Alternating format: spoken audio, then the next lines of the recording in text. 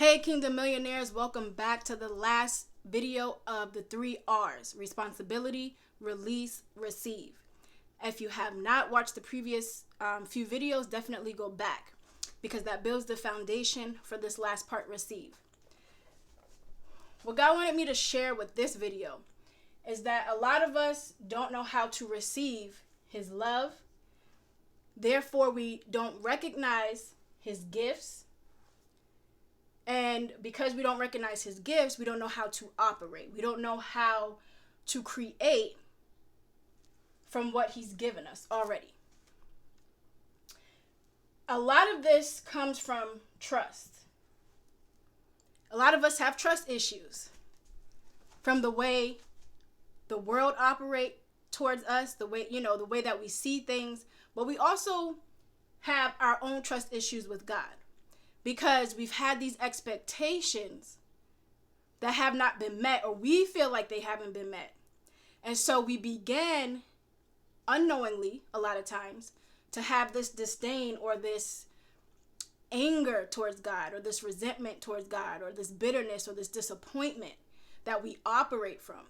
And so when He comes and He's trying to do a new thing in our lives, we don't know how to receive that new thing. We don't know how to create different thought patterns, belief patterns to operate in that new space. As we've been learning, we've been operating from the place of this person who has this negative total cash flow at the end of each month. And God is saying and has said He's come to do a new thing.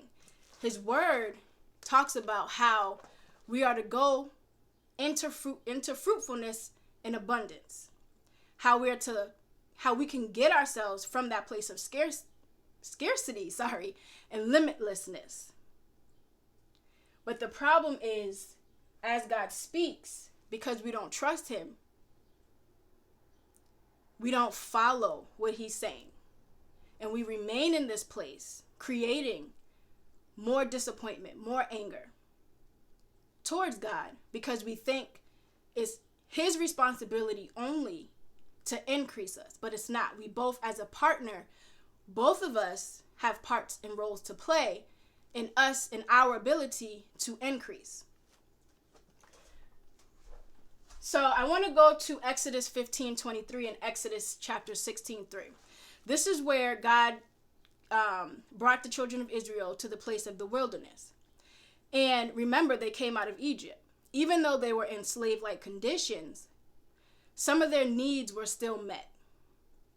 So we look at ourselves, right? Even though we're in slave-like conditions, when we're in a negative place month to month, or we're in a place where we're barely making it, sometimes it feels better and it feels more comfortable to stay there than to step out and start to work and do some of the things that God is calling us to do. As a person who's been there, right? I was in a place where I had a job, I was comfortable, and He called me out from that space into a place of trust. And that essentially is what He did when He brought the children of Israel into the wilderness. He said, you were on this system. I brought you away from that system where you were oppressed, in bondage, unfruitful, and a slave. I'm bringing you into this place where I want to train you how to trust me, so that when we go, or when I bring you to this place of Canaan, or to this land where there's abundance and fruitfulness, you know how to operate. You already trust me. So if I tell you something, you know how to do it. You're already trained to do this, right? And we saw this with Jesus and the disciples. He didn't just put them in a place of leadership. They had to go through this training season. And so as you begin to tap into financial increase, as a believer, you begin to go from this negative financial place to this positive financial place. And you're doing it with God. You're going to encounter some uncomfortable seasons and situations.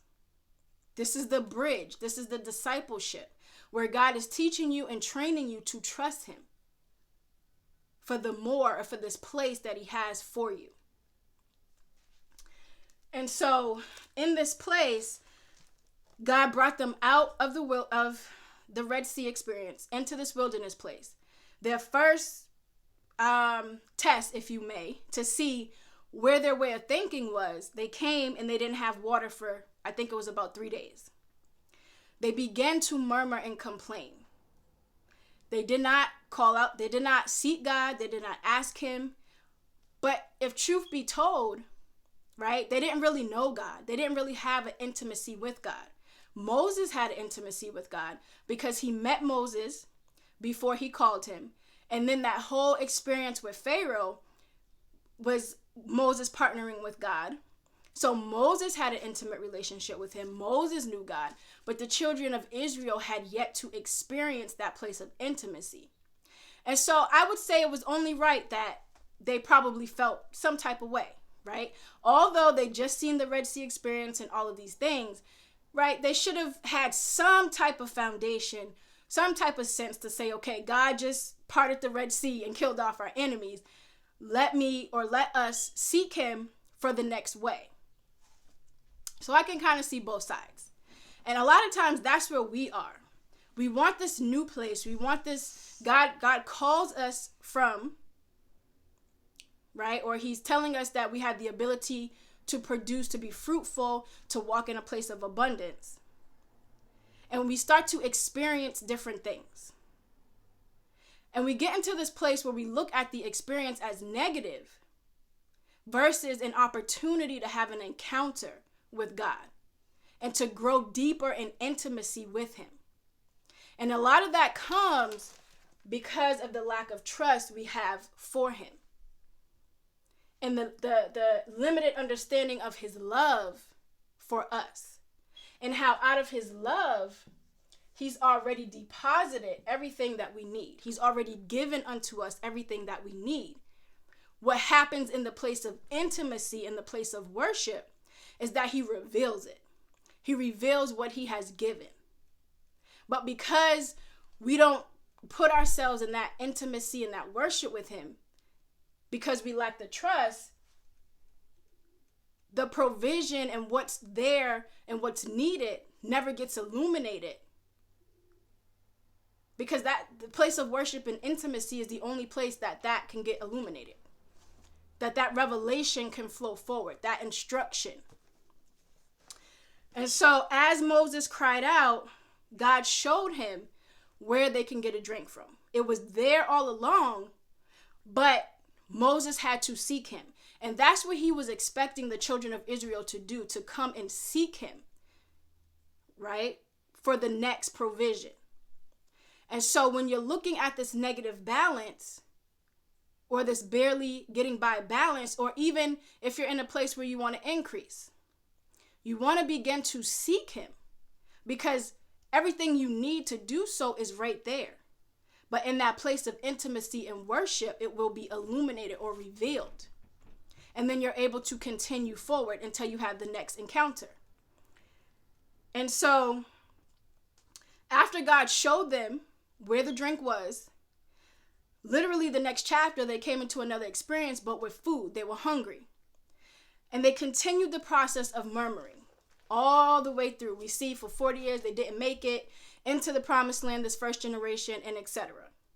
All because they refused to change their way of thinking. All because they thought that they didn't understand God's love, and they thought that God brought them to this place for them to die and to leave them and to not increase them.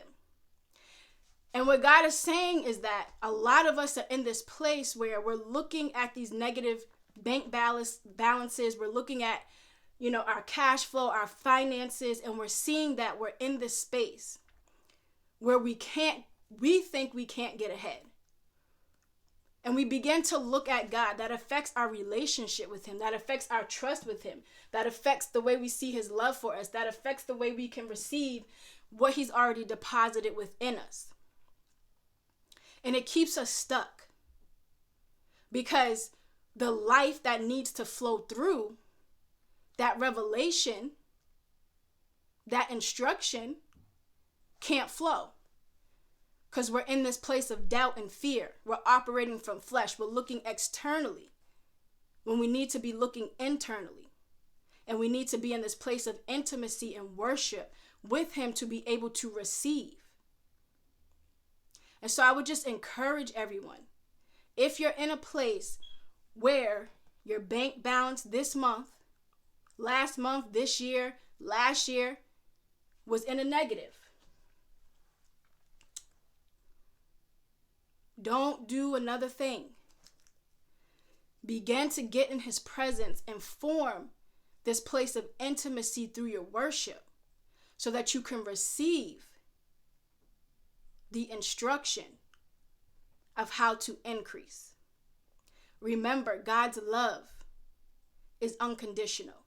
So any shame you may be feeling or anything you may feel, the condemnation, all that stuff, you have to learn to release that stuff. That's the lies of the enemy. That's the deception that he keeps us in these cycles and circles going, stuck, generation after generation.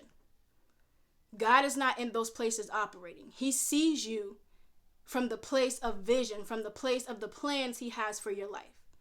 And it's not for you to stay stuck. It's for you to prosper. So I encourage everyone that there is hope. There's other options. But tap in. You got to tap in. As a believer, you have to tap in. There's no way that you can be disconnected from the source and still flourish and still have life and still have abundance. If my cup is, or my hose is connected to the water faucet and I turn the faucet off, no more water is flowing through that hose. And a lot of us, we've turned the source, we've turned God off. And so the life is not flowing. And so at the other end of the hose, these plants and these things that, we would be watering with this source and with this life, they're dying. They're unfruitful. And it doesn't just apply to finances. It applies to every area of our life. And so because we've turned that faucet off, that worship and that intimate experience, life is not flowing. And we're looking around like, help us, God. And we're begging and we're showing up as his children who he's already given this inheritance to, and all of the things that we need to live. We're showing up as beggars and victims versus ones who he has already given everything we need to live this life.